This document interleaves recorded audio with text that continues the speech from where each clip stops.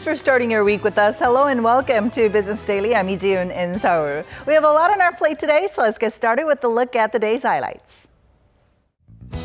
As if things weren't bad enough right now for Korean steelmakers, the U.S. recently slaps anti-dumping duties as high as 60% on hot-rolled flat steel products, prompting Posco to act. A latest survey finds that a growing number of people are feeling uncomfortable with advertisements they see on social media, with some even carrying illegal and harmful content. These stories and more coming right up.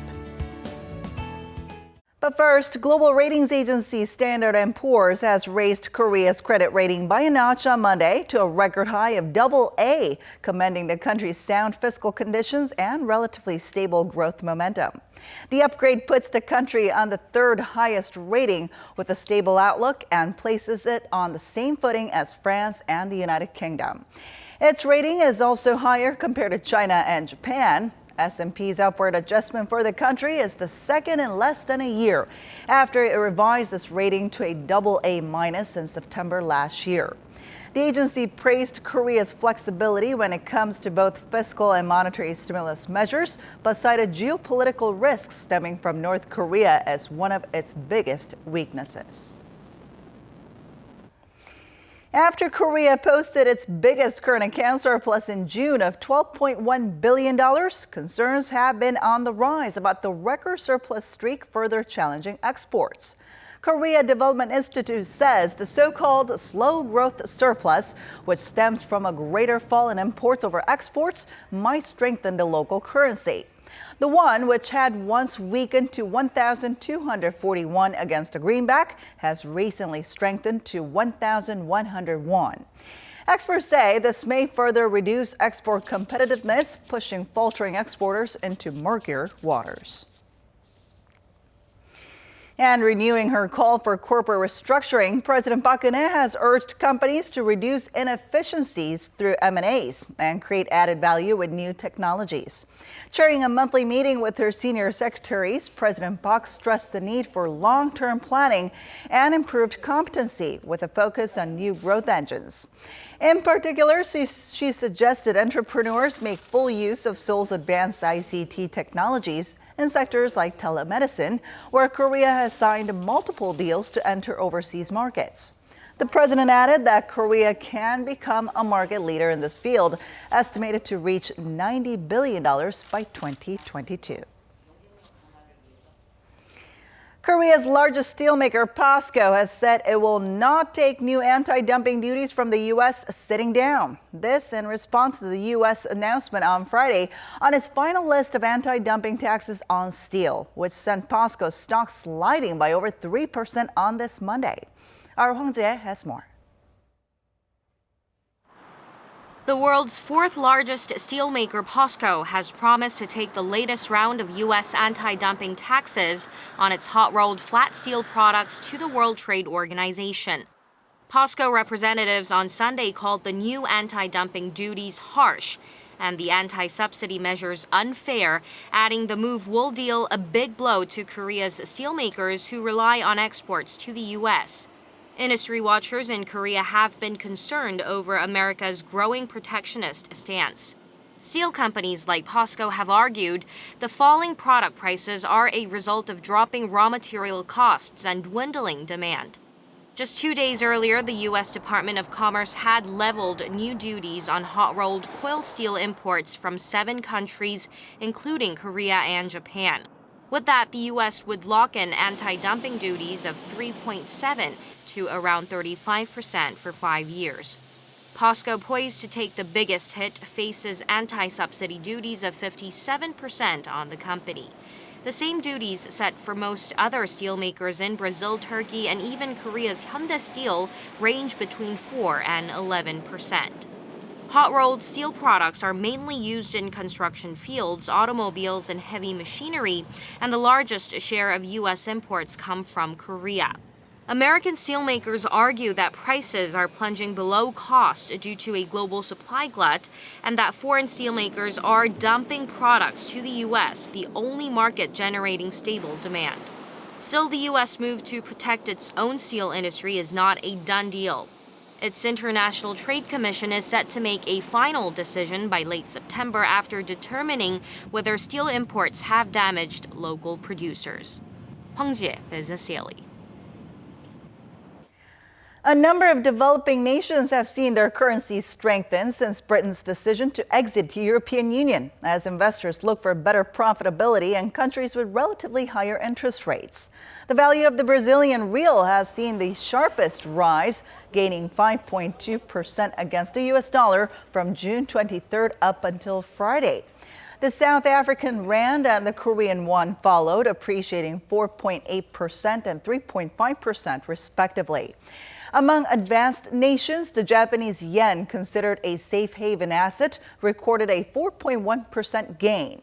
The British pound was hit the hardest, losing nearly 14% against the dollar, while the euro fell 2.6%.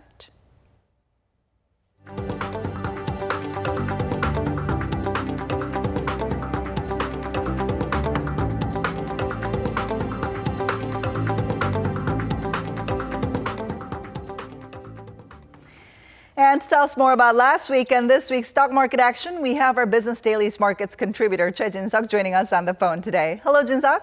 Glad to be back, June. All right, let's get started by looking at the Korean stock market. Tell us about the last day of trade and the market's overall performance last week. Yeah, on Friday, the Kospi closed at 2017.94, up by 0.9% compared to the previous session. Despite the Bank of England's fresh stimulus measures, the index failed to recover its record high posted this year. Foreign investors continued their buying spree, but both retail investors and institutions dumped stocks. On a weekly basis, the Kospi didn't move much, closing with a slight uptick. Over the week, both foreigners and individual investors bought shares, while institutions continued to unload shares on the market. Now then, how did the Korean stock market close on the first day of this week? The Korean equity market opened the week with a strong footing. The Kospi surged by 0.6% to close at 2031, and the Kosdaq rose slightly as well. A robust employment data from the U.S. sends confidence to the Korean market as well. Credit rating upgrade from Standard & Poor's also served as a positive catalyst throughout the market. Institutions bought shares for the first time in 9 sessions on the Kospi market. And after the U.S. stock market closed at record highs on Friday, global equity markets expect a further rally this week. So what are the market events lined up for this week? The U.S. stock market, which rose again to record highs on Friday on the back of robust employment numbers, will take its cues this week from consumer sentiment in the U.S., which has reflected signs of a strengthening economy. Quarterly earnings reports from department store operators, including Macy's, luxury goods companies such as Michael Kors, and entertainment company Disney, will set the tone for Wall Street, with investors also eyeing U.S. retail sales data due on Friday local time. For the earnings picture so far, with 86% of the S&P 500 companies reporting earnings to date for Q2, 69% have reported earnings above the mean estimate, and 54% have reported sales above the mean estimate. Then what are some of the variables that could sway the markets this week? Yeah, experts see both positive and negative catalysts in the Korean equity market. First, China's trade and inflation data released this week are expected to lift the market. Stimulus measures announced by global central banks may be other factors that give the markets a boost. However, falling oil prices can always hurt market sentiment. Last week, the Kospi index fell after a sharp rally above 2030 due to lower oil prices. Companies doing business in China might experience a drop in share prices as well. The decision to deploy the Terminal High Altitude Area Defense Missile, or the THAAD, on the Korean Peninsula has drawn sharp protests from Beijing, leading to cancellations or delays in projects that Korean companies are promoting. As a result, certain sectors and individual stocks may take a hit regardless of overall market performance. This has been Choi Jin-seok for Business Daily.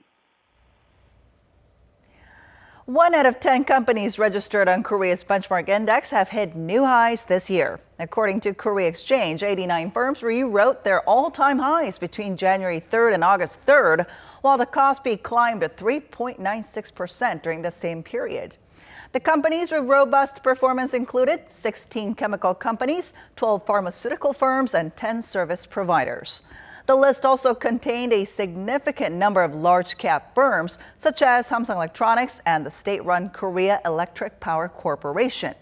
But compared to the same time last year, the number of record-breaking firms was only around half, with the benchmark index at the time rising by 4.3%.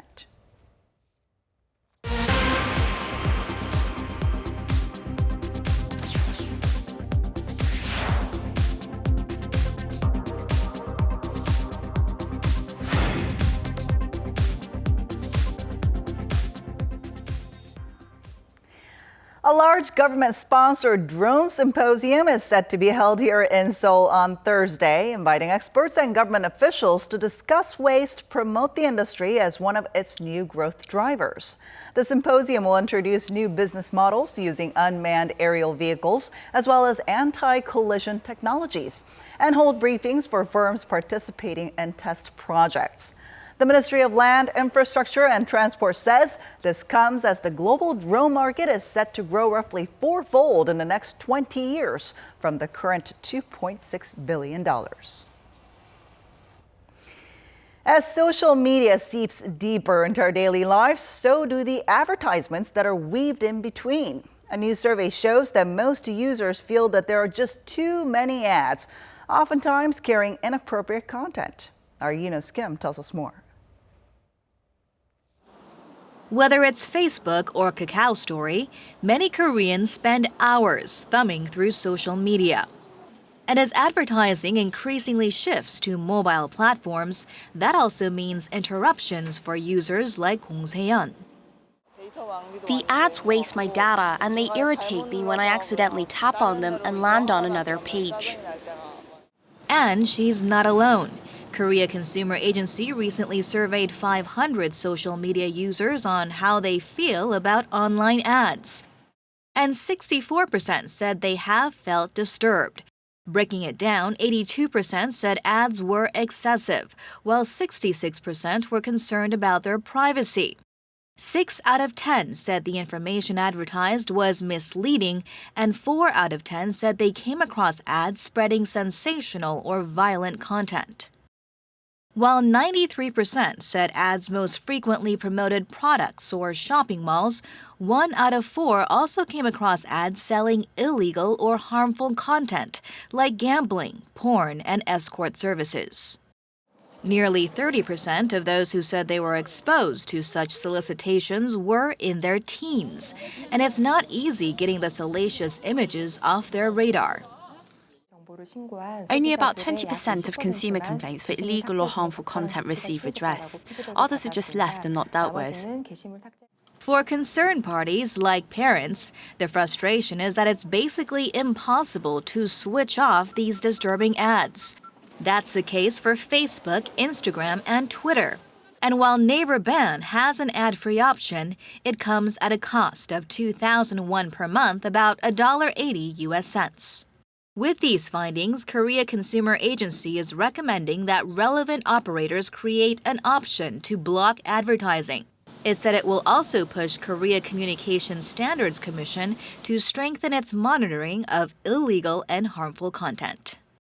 Eunice Kim, Business Daily. Just last year, the number of self-employed business owners who closed shop reached 89,000, the most in 5 years.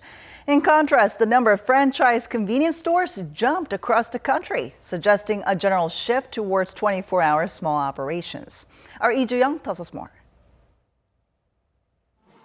They're all-in-one stopovers for food, goods, and services tailored to fast-changing needs. Korea's convenience stores have established themselves as the country's fastest-growing segment in retail, in spite of the sluggish economy, outpacing other retailers by a large margin. According to the Ministry of Trade, Industry, and Energy, sales at convenience stores grew almost 15% just in the month of May, while department stores and supermarkets saw figures shrink by nearly 3% and 6% respectively. In fact, these small 24-hour shops saw sales reach as high as $6.5 billion in the first 5 months of this year, up 23% from the year before. It's this kind of promising potential that has been drawing more people in to open up shop. One of Korea's biggest convenience store franchises, CU, says 57% of its franchisees were self-employed in a different field before obtaining a license to open their own stores in the first half of this year. The proportion of homemakers turned business owners also surged about 9 percentage points, accounting for 12% of all franchisees, while former office workers made up 20%. In terms of gender, 54% were women. Market watchers say the popularity of running a convenience store is mainly due to the relative low risk of failure, with this 3-year survival rate being as high as 85%. The surge in single and two-people households, as well as a desire to shop closer to home, are also reasons why convenience stores will likely continue to attract more customers as well as potential business owners. Lee Ju-young, Business Daily.